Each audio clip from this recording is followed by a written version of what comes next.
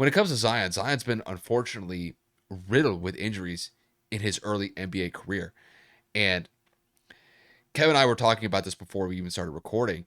It's just he's never available for New Orleans. But when he's on, he provides an instant spark for the team. The guy could go out and get you 25 and 30 points, get 10, 15 rebounds like it's nothing.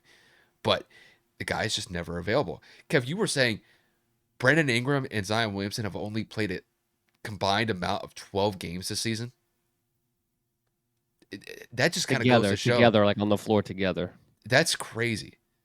And I mean, when it comes to Zion and Brandon Ingram, that's a good dynamic duo to have between the two of them. But Zion's availability has been a question mark in his early career. And Kev, that's where I'm going to kick this question to you. So, with Zion potentially missing the next couple of weeks with a hamstring issue, are you worried about the idea that Zion Williamson could potentially be a bust based on the amount of injuries that he sustained early on in his career? I think that conversation definitely needs to be had. I mean, we're talking about somebody when on the floor for his career is averaging upwards of 26 points per game, shooting 60% from the field, 34% from the three-point line, having 7 rebounds a game and 3.5 assists. That is his career average. This year, I mean, he's only played 29 games. Didn't play all of last year. In 2020, played 61 games, which is obviously a career high. Then you go to 2019, his rookie season. He only played 24 games. It's this situation, it's this conversation that people don't want to have because when he's on and he's available, he's unstoppable. I mean, we're talking about a guy that's, 6'6", 284, 85 pounds, whatever it is, and he's a freight train. Jumps out the gym, he runs down the floor, he hustles, he's athletic, he can rebound, he can defend, and then obviously he's developing his jump shot the further his career progresses. But it's not what you can do for me now. It's what you need to be able to do for me later. He just signed a Supermax extension with the Pelicans this past offseason for over $190 million. And this man, he doesn't play. I don't know how he got an extension last offseason when he didn't play a single game last year. I don't know how his agent bamboozled the Pelicans out of that. Like, obviously, you need to give him something because you can't let the potential walk away. Don't give him a Supermax. This guy's making hundreds of millions of dollars, and he's never, ever on the court. I'm not taking away from, like I said, and I need to remind people, when he plays, he is just an immovable object, an unstoppable force, and just an athletic freak of nature, and he's so much fun to watch. And with this Pelican squad, with Ingram, with McCollum, with Troy Murphy, or Trent Murphy, whichever one it is, dude, this is a very, very young and entertaining team. And he takes them over the hill, or hump. He's just not here. And it's injury after injury after injury. I'm not going to make the comparison to Greg Oden because Greg Oden had so many different procedures.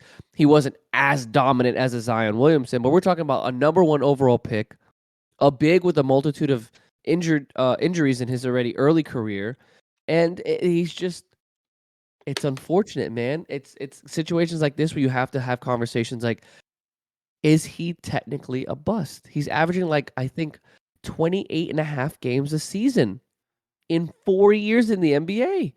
His career total games played is 114. There are 82 games in one season, ladies and gentlemen. That is unheard of for someone to get an extension with that small of a sample size. So I hate to say it because I don't want to, because I like Zion Williamson, despite him coming from Duke. And when he's on the floor, I can't get enough of him. I have to watch. But with him not being available and his team consistently struggling without him, granted, they took Phoenix to 6 games, I think 2 years ago or last year. But I think if Zion's on the floor, man, he's just such a game changer. And the fact that he's never available just goes to show he's transitioning quickly into that bust category because he just can't stay healthy. With Zion, it's tricky because we both agree that when he's on the court, he's a difference maker. And it's not even close. It's just the availability factor is a major component to this issue. And, if it was a scenario where he's only missing let's say 20 to 25 games per year, that would be different. That we wouldn't even be entertaining this conversation because honestly, that would be disrespectful to him. But the fact of the matter is that he's missing, in some instances, 2/3 of the season. That's why this conversation is being had. And I think that it's actually deserved because when it comes to somebody like Zion, just the idea of potentially putting him in this bust category, there would be this reflexive idea from NBA fans across the spectrum. Like, how could you say that? Knowing what Zion's capable of, that you can't say that about him just because the potential is still there. I mean, I remember early in Joel Embiid's career, he was dealing with some injury issues. And then slowly but surely, as he stayed with Philly, he was able to play more games. I think in his first season, he only played about 30, 35 games, if I remember correctly. But then in the years after, he was consistently putting up 50, 55 games. And now I think with him being essentially the focal piece for the Sixers, he's going to play 60 to 70 plus games every year. And injuries are just not as prevalent with Joel right now compared to the early part of his career. With Zion, he just can't shake it. I mean, it's to the point where, like you said, Kev, he's missing at least 2/3 of the year. And I mean, AD gets joked about all the time for wearing street clothes because if somebody breathes on him wrong or somebody sneezes on him, then he's missing at least a minimum of 2 weeks. But with Zion, it seems as if Zion has missed that narrative completely. And I think it's because people still see the potential. And trust me, I still see the potential. I know what he's capable of. That guy could go out there and drop 25, 30 points easy, get 10 to 15 rebounds, and probably get 2 to 3 blocks. But the biggest thing with him is that he's just not available. Because if he were playing, let's say, 3/4 of the game, if he was playing about 60 games per year, the Pelicans might be in a situation where they would miss the play-in tournament entirely and just hop straight into the playoffs. They wouldn't have to worry about this whole play-in tournament situation because Zion would be that big of a difference maker. It's just right now, with him not being in the fold consistently, that's why the Pelicans have not been able to advance.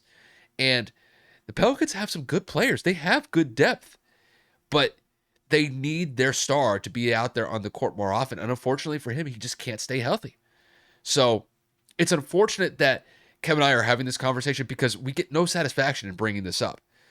I'm not going to say that he's a well-defined bust like Greg Oden, but if he consistently misses more time in his NBA career, probably for the next year or two, then I think it's more likely than not that he's going to be trending towards that bust category. And it's not because of his skill set. It's just injuries.